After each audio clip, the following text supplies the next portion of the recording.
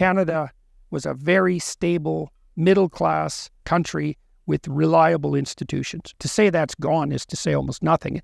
Canada. Under Justin Trudeau, the former British colony has sought to position itself as the global bastion of progressive politics. We have become a totalitarian state. As his cultural revolution shows no sign of abating, I went to Canada to find out how ordinary Canadians are dealing with Trudeau's radical reforms. The sexualization has become militarized. From the promotion of gender ideology, what the f is that? Do you want to talk about it? To the legalization of drugs. Overdoses are up, violent crime is up. It's a jungle. Radical new suicide laws. Do you think that they want you dead? Yes. I think it's wrong. And clampdowns on freedom of speech. I think our leader, Trudeau, I don't think I've ever heard him say a true word. All this nonsense about compassion is the manipulations of snakes pulling in the useful idiots who perhaps are genuinely compassionate, and that's Canada.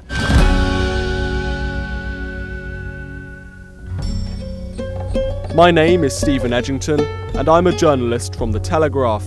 I began my investigation of Canada in one of the country's most liberal cities, Vancouver. So we're here on Vancouver's downtown east side, where the situation, whether it's open drug use or violent crime, just continues to get worse. And every day, possession of hard drugs, including heroin, cocaine and fentanyl, has been legalized in the city. To find out the impact of these new laws, I met up with Gunn, a filmmaker who has documented a rise in homelessness and crime in Canada in recent years. Aaron, tell us a bit about what you do here. What I do here? Well, I just came off filming two documentaries in the downtown east side of Vancouver, documenting the incredible increases in homelessness, kind of just general societal chaos, and the explosion of open drug use here on the streets of Vancouver and really on the streets of every major Canadian city. What's going on in Vancouver then? We've seen the street order explode. We've seen open drug use explode. Overdose deaths are up more than 1,000% in the past 10 years. Here in British Columbia, the province where Vancouver is, we saw more than 2,000 British Columbians die last year from overdoses alone. Every day in Vancouver, 4 people are randomly attacked. Who is to blame for this chaos in Vancouver? Well, what I was told when I was making the documentary by one small business owner is you get what you tolerate. Would you like to add something? Why is that? Making a documentary? Yeah. But the thing is, how can you talk when you haven't seen one day of struggle in your whole life?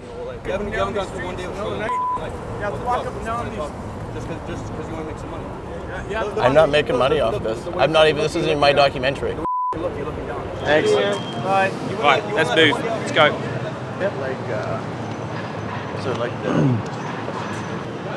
So we were just filming on a corner near Hastings Street, which is where some of the worst homelessness is, and a lot of people came up to you. They seem to know who you are. Can you kind of explain what happened? Yeah, we didn't get very far through the interview, did we? Yeah, it was just, we haven't been back here since Canada's dying blew up. Whenever somebody suggests, for example, that handing out more hard drugs or destigmatizing drugs like fentanyl and crystal meth might actually be making the problem worse. I don't think that's a radical position to take. It was pretty much a consensus up until 5 minutes ago, and now when you put a documentary out about it, you put a lot of people up against the wall, and I think that's what we saw. These issues are impacting many cities around the world, San Francisco being one of them, Portland in the United States. What is it about Canada specifically that has caused this huge rise in homelessness and crime? There's nowhere in the world, as far as I know, that has engaged in this level of permissiveness when it comes to these dangerous addictive substances like fentanyl and crystal meth. And I think there is the root of the problem. If you could snap your fingers and get rid of these drugs tomorrow, you would solve 80% of these problems. Another filmmaker who explores the streets of Vancouver is Elston, better known online as Billboard Chris. Chris agreed that I could join him on one of his outings in the city. My whole goal is to start conversations. It's to have conversations and start conversations. So that was really effective. So I had some signs made. I had 2 signs made. They said gender ideology does not belong in schools. And when you talk about this, all hell breaks loose. Gender ideology, what the f is that? Do you want to talk about it? I'm queer, I'm 78, and I've always been queer. Okay, what does that mean to be queer? I like men. I've always liked men. Well, I'm a gay man. I'm not queer. Well, I like men. I'm not queer. Well, the word thing, idiot. It's just a word. I identify as queer. Okay. If he's closed mind to accept some other word. Okay, I'm gay. I just wanted you to know. I've known. Once I came out, I realized that I've always liked guys. Okay, can I have a conversation with you for a sec? You have to read the sign. You cannot read it? I can't read it. Doesn't say anything. Okay, let's just slow down for a minute. Can I have a conversation with you for a sec? No, because I got a doctor's appointment. I got to go. Okay, I support the gay community 100%. Okay. No, you don't. We shouldn't be giving. I'm gay. I'm gay. And I support Okay, you are gay. I support this. I support this. I don't support child abuse. I don't support child abuse. That's right. I'm gay, and you know, when I was young, I was a feminine, fey kid. And, you know, if I was a gay, feminine kid today, they would have whipped out the old dick saw, if you know what I mean. Yeah. They would have taken my manhood. Yeah, these kids who would grow up to be gay today are being taught that just because they're effeminate little boys that they must be trans. This is also about the erasing of gay men and lesbians. If a boy's effeminate, if a girl's masculine, beautiful. Right. What's wrong with that? Right. I don't know what happened to the Western world. I haven't lived in Canada for 30 years, but it has changed. Man, 30 years ago, this would be unconceivable. I don't like even coming back to the West, you know. I don't recognize it anymore, you know. You're the man. Thanks, brother. Appreciate you. Canadians don't want to be on camera if they're supporting this. It's pretty rare. Why? Because they might get in trouble at their job. They're not all afraid, and we'll run into them if we stay here long enough. But if people have any sort of corporate job or work for the government, they don't want to be on camera. They're going to get in trouble. Are you worried about talking about this sort of thing because of your job and things like that? Yes. What happens if you say the wrong thing? What could happen to you? There's ostracism, a lot of ridicule and mockery. I've worked at other places with evangelical Christians, etc., who have stood up for their faith, and the ridicule begins. I'm technically a leftist, but the way everything's slid sideways now, people say, well, you're a conservative. I really like your videos. Thank you, sir. I believe in what you say. Everyone goes through different things at different stages in life, and people are just jumping to conclusions instead of just letting it happen as it is. When kids go through puberty, they usually figure it out. Right. Like my mother, she's a lady, full biological female, and when she was younger, she didn't like doing the girl things. But she's always said that make her a boy in girls' clothes. So you're touching on what this entire ideology is based on. It's based on one thing only: stereotypes. Yeah. That if you don't conform to stereotypes, that maybe you're not the sex that you are. What utter nonsense. This is the most regressive ideology in history. So what do you think of Chris then? I think he's doing some work that people need to be informed. My brother liked to hang out with the neighbor, who was the girl, and she had Barbies, and all you ever do was go over there and play with Barbies. Well, in today's society, my parents would have had to mutilate him. Otherwise, they would have been taken away. Thanks, man. Yeah. Thank you. Thank you. To find out more about the consequences of questioning gender ideology in Canada, I met up with Amy Ham, a nurse based in British Columbia. Why don't you tell me a bit about yourself? So I'm a registered nurse by profession, and I also do some freelance writing and journalism. And I'm a single mom with 2 boys. I have a 4-year-old and a 6-year-old son. And I guess in the past 6, maybe 7 years, I started writing and talking about gender ideology. I'm fighting to maintain my nursing license. So what sparked this all off? Why did this all start? The 2 members of the public who complained to my regulatory body were incensed by my involvement in putting up an I Heart J.K. Rowling billboard. This billboard got a lot of attention in Vancouver that has a huge population of very hyper woke, kind of lefty people, and that triggered an investigation. Canadians are known as the world's politest people. Do you think that that's a misconception in terms of how you've been treated by some Canadians? Yeah, I don't think Canadians are necessarily polite. Maybe it's more passive aggressive, could be the right word. And If you hear psychologists talk about the way that some people deal with disagreement, it can be like physical aggression, or you can do more psychological things like reputational destruction and trying to destroy someone that way. And I think as a country, it's almost as if Canadians have chosen to do that. That's what cancel culture feels like here.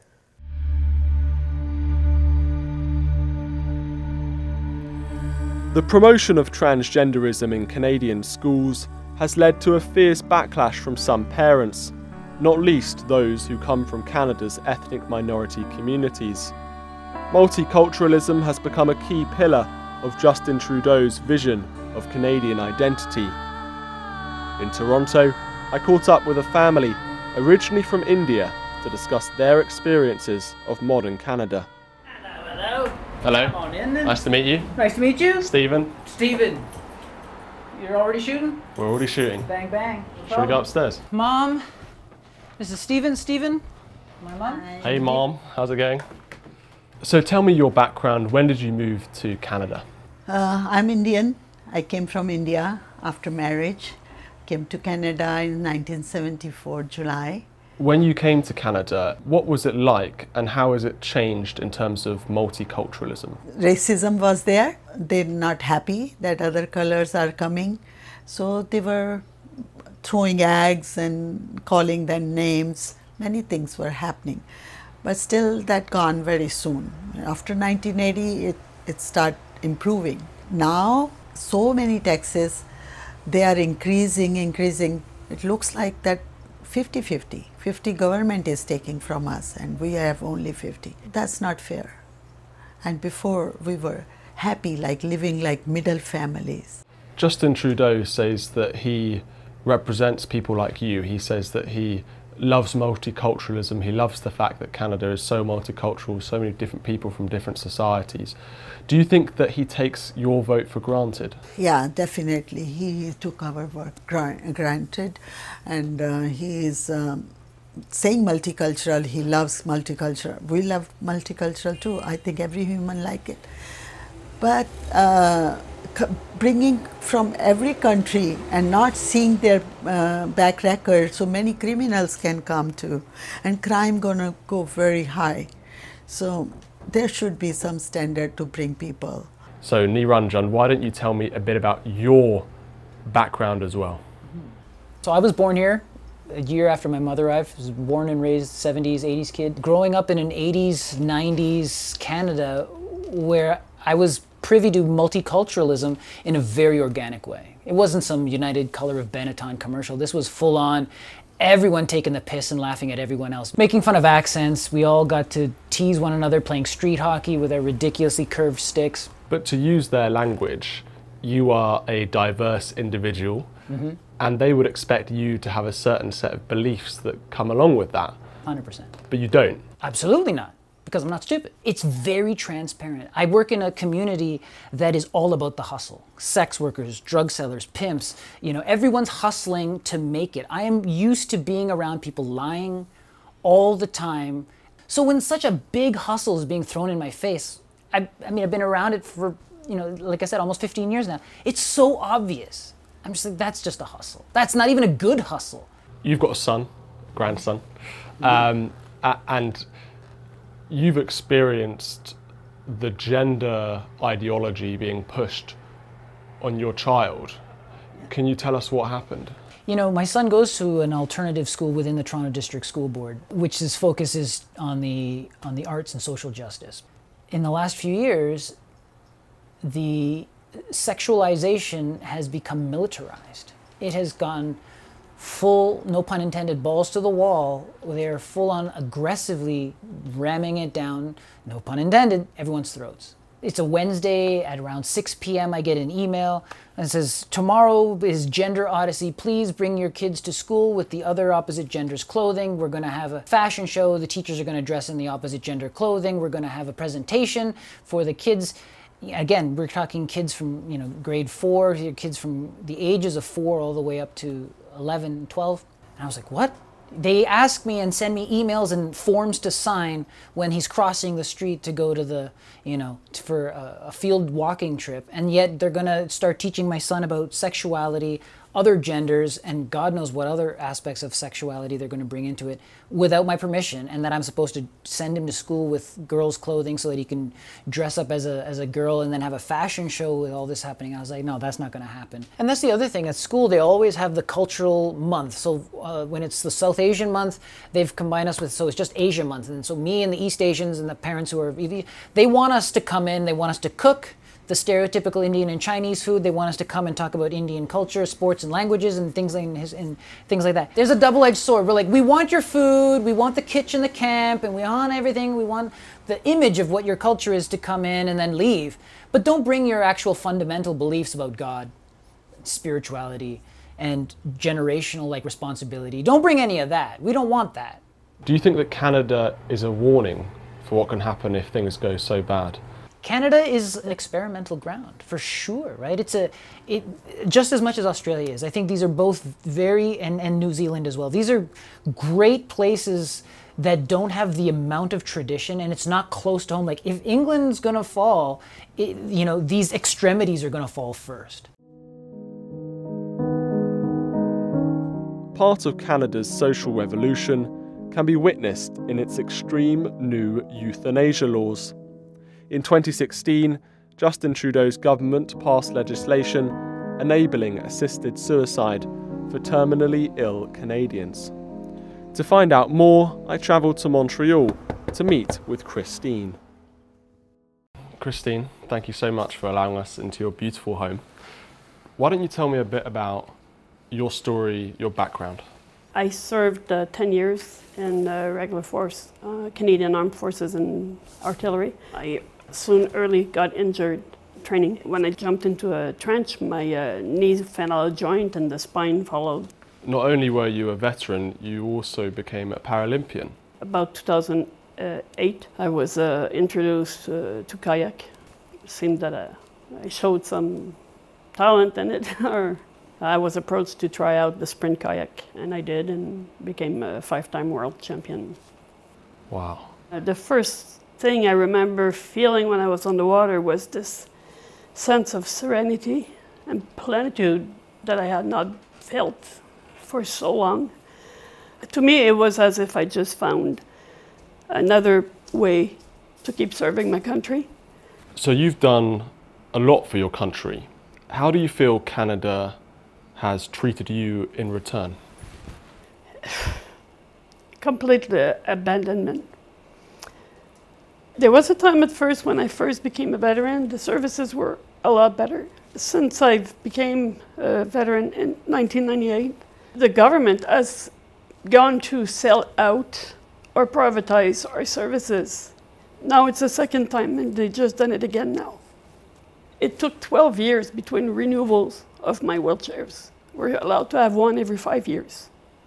I don't like to have to ask, it's been 5 years, give me a new one. If it still works, it still works. But 12 years, it's not normal. 7 years after my wheelchair, I asked for the second one, and it took 5 years to get it. This is completely ridiculous. I'm in the works right now waiting for the renewal of an elevator to be able to access outside my house. Can you tell us what happened when you asked for this? Was it Yes. the ramp outside you needed? Yes. I said, I just can't keep going like this. I can't keep living like this. This has to be done, this has to be resolved. And the person stated, Madame Gauthier, if you really feel you can't go on like this, if you really feel you can't do it anymore, you have the right to die. So it's like, wow, I can't believe, after all of this time, not only will you not give me the equipment I need to live, but you will help me die. I have been suicidal and in complete desperation for the last 10, 15 years. And suddenly you just come out and tell me, if you really can't go on anymore and you feel you can't do it anymore, you just, you have the right to die. It's really hard to understand this when you still are maybe blinded enough or stupid enough to believe and think that your government is there to help you and not to end your life. because you're becoming too pricey or too much of a problem. But presumably you want to live, and this person telling you that you had the right to die must have been one of the most awful things that anyone could tell you after all of the things that you've been through. Yes, I think that if I want to live. Nobody ever asked me, like, of course if someone asked me, what do you want to do today? Well, if I had the choice, I would want to go and run. I would want to go and do many things. So right now, yes, I would like to be able to live, but with autonomy and dignity, and do things for myself as much as possible. How many other cases do you think there could be in Canada like yours? My God, I'm terrified to hear the numbers, because like I said, personally, I didn't even know there were others. Whether you push someone in despair enough for them to commit suicide, which we all know the numbers are astronomical for veteran suicide, or whether they get to have the attention enough to get made, it's not different. It is the same for me, whether you will provide the room to do it or so, or just let them crawl into their own hole and die. What's the difference? For myself, I've had been close many times of committing the act.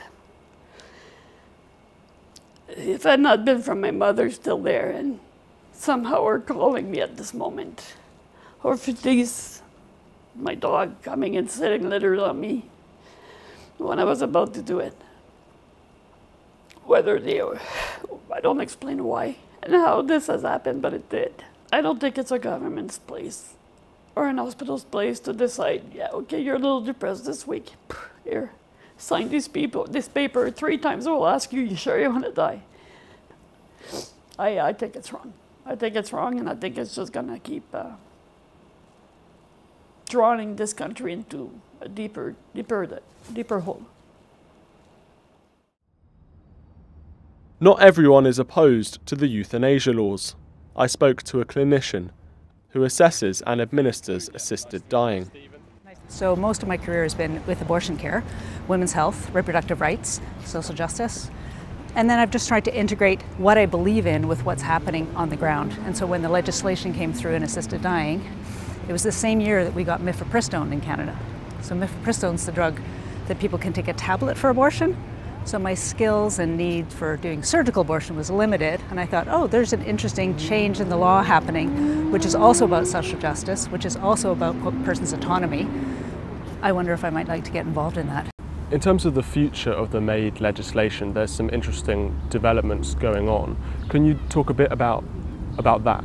So what we are anticipating in next March is that the legislation will not have mental illness or mental health disorders as a restriction. If a person's only reason for seeking assisted death is that they have a severe and incurable mental health disorder, then they can consider their application considered to be assessed. We know from people who attempt to commit suicide, who are depressed or have mental health issues, but who survive, some of them say that they regretted it. You're adding a new layer of controversy, I suppose. I'm quite reassured that the level of scrutiny and the level of assessment is very tight. I do believe that the clinicians are involving quite a number of consultants to determine eligibility. Canada has changed a lot in the last few decades. As you mentioned, multiculturalism, all sorts of people's beliefs around religion in particular. From a Christian perspective, suicide is seen as a sin. Do you think that Canada has become a post-Christian nation? I don't think Canada was ever fully a Christian nation because it had such a strong Indigenous culture, which obviously is not Christian, of course, in its core. I agree in many religions that suicide is not considered all right. Having said that, I have dealt with a number of situations in assisted dying where there has been a priest present and we have together formally ended that person's life. One other area where Canada perhaps shows itself to be unique in the West in terms of issues of morality are these new laws around assisted dying, what they call euphemistically MAID. Oh yeah. Orwell spitting in his grave. Do you think that in a Christian nation this would happen? And has Canada become the first real post-Christian nation? Well, we're not as post-Christian as you can get. But yes, I would say in the West, are we the first one? We're certainly in the front runners. And no, I don't think it would happen in a truly Christian society. And I think Christianity and Judaism, for that matter, and in all likelihood Islam, is actually a bulwark against such things. Because at least you start with the metaphysical presumption, at least in the Judeo-Christian corpus, that there's some, each person carries with them a spark of the divine that the state has no right to interfere with in the least. Quite the contrary, must be respectful of. And independent of that, I also think that if you're the sort of fool who thinks that the government should have the power to aid people in their own death, well, you've got a lot of thinking to do, buddy, because why would you presume that the government is trustworthy enough to do that? I'm an opponent of capital punishment, not because I don't think there are crimes that are sufficiently heinous to deserve death, because there certainly are. And if you don't know that, you don't know anything about crime. And then now we're giving the state that power, well, on compassionate grounds.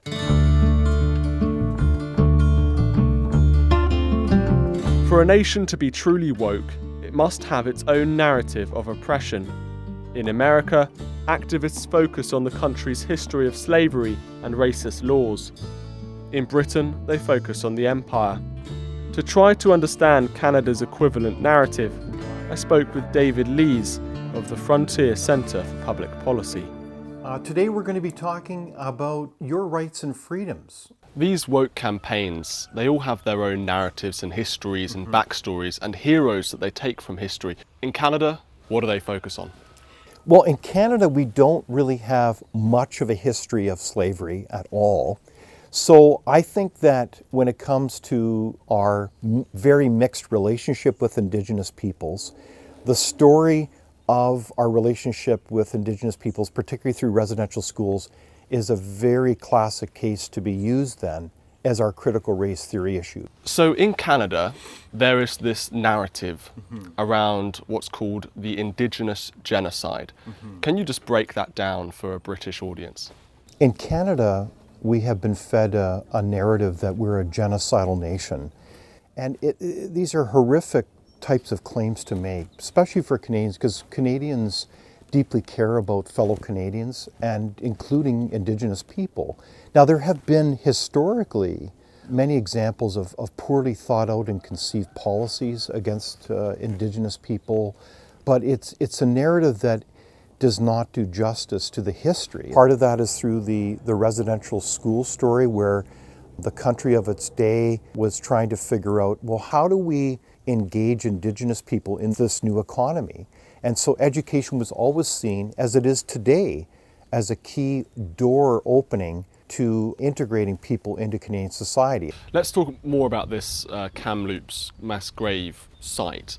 So the Kamloops Band, which is the sort of group of Indigenous people there, they put out a statement a few years ago saying that they'd found this mass grave site and they'd done some scans of the grounds, and they claimed that there were 215 disturbances within the grounds, which they said were evidence of human remains, even children who were basically being killed or wiped out. Is that actually evidence of a genocide? Have they dug up the grounds? Have they found the bodies? No evidence has been found to date. In fact, the sonar seeking devices are not indications of any grave. To suggest otherwise is utter nonsense. So those claims need to be investigated, like any other claim of a crime scene. They need to be looked at. As you say, crucially, they haven't actually dug up these sites. No, they've not been excavated, they've not been exhumed or anything like that. So it has really become a kind of a bizarre type of claim. This is not just simply about the story of residential schools. This is the story of how a nation has, I believe, been infected by a really destructive, hate-filled ideology of wokeism. We are truly the canary in the coal mine when it comes to G7 countries. So you could actually be facing prison time potentially if you question this Indigenous genocide narrative? Well, certainly if you listen to the openness of the current Minister of Justice federally, yes, we have a risk that they will seek to criminalize any questioning of the residential school narrative or the claims of mass graves, which is utterly absurd. Part of history, part of science is being open-minded to healthy debate and evidence seeking as we work to find the truth together. That's part of civilization.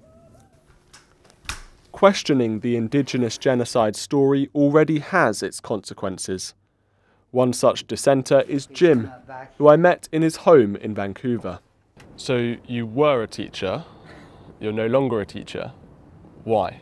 One day 2 years ago I was teaching Calculus 12 to older students, and news had broken right across the world about 215 children being murdered in an Indian residential school. And I thought, well, that's not really right. That doesn't make sense. Teachees don't murder their own children. It's not good for one's career. It's, but much more seriously, it's it just is such a, you can't bear witness, as Commandment 9 says in the Bible, against your neighbor, bear false testimony without having evidence, without truth. So all I said that day to students, and I was expected to reproduce the narrative about, oh yes, white Christians had just made a mess of Canada and had done so forever, and they were mass murderers now. And in Canada, the men and women in this particular school in Kamloops, it was Oblate priests and brothers and Sisters of St. Anne. They devoted themselves fully to the education of young people. They came from Europe to do so. The idea that they put children in incinerators or hanged them and secretly buried them at night and all that sort of stuff is just, why would you say that to students if it's not true? All I said was the kids died from disease, and they did die from disease. Nobody has since questioned. But I was walked out within half an hour of mentioning that one comment, suggesting, I didn't even say it wasn't murder, but the very suggestion that it wasn't genocide. They walked to, vice principals walked me, frog marched me out of the school, and I haven't been teaching since, and I've been told that I never will. Do you think that Canada is worse than other nations? Well, I've heard many people say that it's worse in Canada than elsewhere. We've gone off the rails more than probably anywhere else in the world. And as a teacher, for me to be afraid to tell kids that there's such things as boys and girls, you know it's gone a little bit ridiculous. To prevent wokeism from spreading, it's important to have a strong opposition party. Canada's Conservatives have been historically weak in pushing back against Trudeau. So be strong. Thank you. Yeah, you want to take a photo? I'd love to. To discuss the failure of Canada's Conservatives, I met with the leader of a rival right-wing party, Maxime Bernier. Thank you. I'll always fight for you. Thank you. Thank you. Have a nice day. Thank you. Does that happen often? Yeah, sometime, yeah. So Maxime, yeah. For British viewers who don't know who you are or what party you founded, can you explain your story? Yes, I'm Maxime Bernier. I'm the founder of the People's Party of Canada. We created that party in 2018, but before that, I was a conservative. I was elected in 2006, and I was part of the Harper government, the conservative government here in Canada. They don't have any principles. They're just, they try to everything to be elected. And I said, I don't want to be part of that. But isn't it the case that the Conservatives have a new leader, Pierre Poilievre, who's far more conservative and more on the right than Andrew Scheer or the previous leaders? So he's taking the party more in your direction, I suppose. So what's the point in you in that sense? Well, Pierre Poilievre was a real conservative during the leadership contest, because he knew that to be the leader of the Conservative Party of Canada, you must speak like a conservative.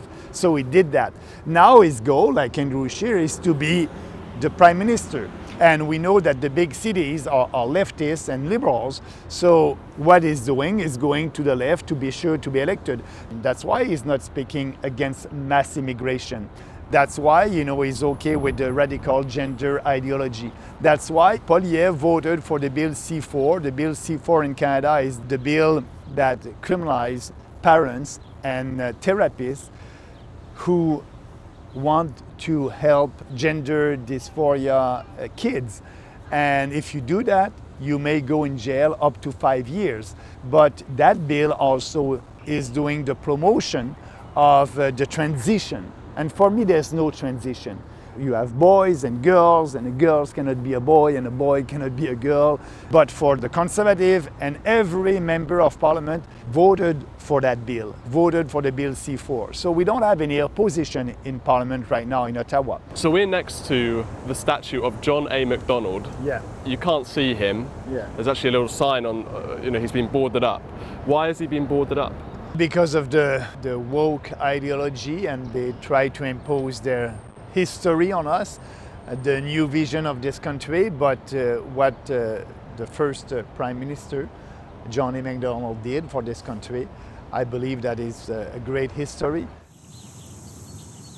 So it seems that what's unique to Canada in a way is Trudeau himself as a leader compared to other Western nations, because you could look at the COVID lockdowns or wokeism or whatever, and they apply to lots of Western countries, to most Western countries. But what I'm interested in, I suppose, is what is it about Canada itself that Canada has gone so far to the left? And maybe you disagree that Canada is an outlier compared to other Western nations. You can explain that. No, I think we've gone further down the woke road than any other place, except perhaps for California.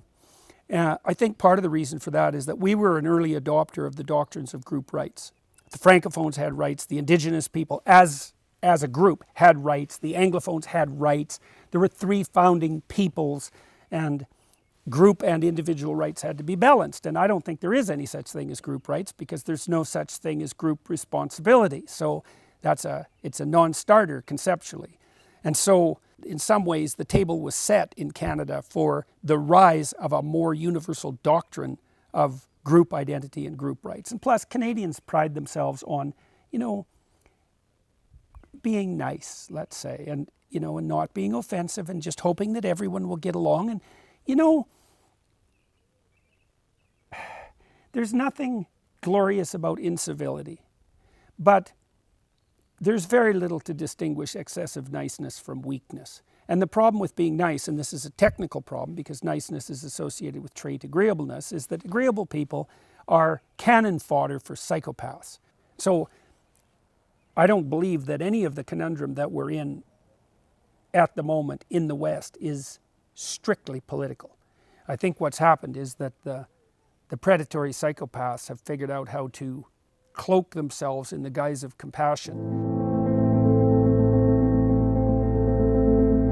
During my travels, I found ordinary Canadians appalled at their country's surrender to drug dealers, its contempt for freedom of speech, its enforcement of gender ideology on children, and a breezy willingness to terminate the lives of its own citizens.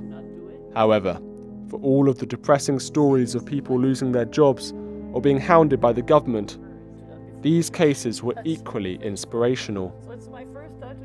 Whilst Canada is a warning to the West, there are also messages of hope from those brave individuals fighting for their freedom.